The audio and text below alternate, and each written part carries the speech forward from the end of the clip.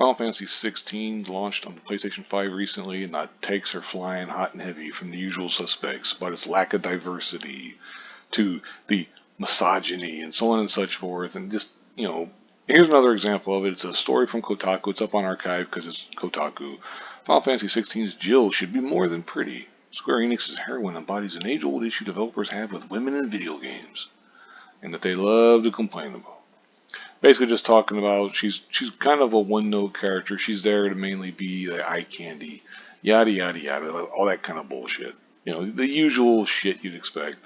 There's some a spoiler warning, as if you're gonna be reading this shit. If you actually if you actually like Final Fantasy 16, why the hell would you care what Kotaku's got to say? Anyway, and it goes on. I'll link this in the description box if you want to read it for yourself. I wouldn't suggest it because it's the same old, tired ass bullshit. No matter how good they do with the character, it's never going to be good enough for these clowns. So, it's like, just as an example here, in pivotal scenes, she's not a woman but a prop, interchangeable with the trees and stars and a dog, Torgal, that waits by Clive's side, muzzled by devotion, exactly like she is.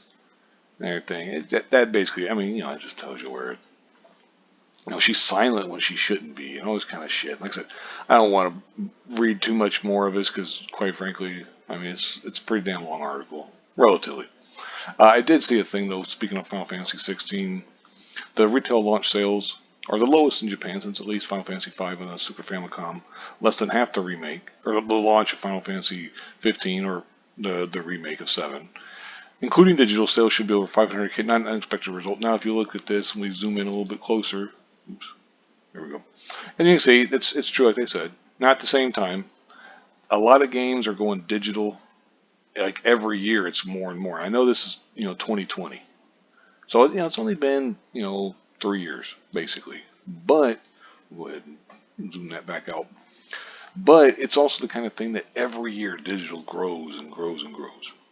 So it's not like a catastrophe. Some of the complaints though about like Final Fantasy 16 are that it's not at all like an RPG, for example. Some of the people I know who they would ordinarily be kind of interested in it. They talk about it plays more like a Devil May Cry, or it plays more like, yeah, even a Legend of Zelda game or whatever. It's not really like an RPG. They've gotten further and further away. Now, to be fair, these are people, and I include myself in there, who prefer turn-based fighting, turn-based battles for your RPGs and stuff. I've always preferred those against the real time or whatever. I'm not a fan of that. I like being able to pick and choose the strategy and everything, but I understand it's not for everybody. So I wouldn't criticize a game for it or whatever for having it. I would praise a game for having it though, just because I like it. But anyway, I've already gone 3 minutes on this stuff. I haven't really played Final Fantasy 16 enough to truly give a sense of it.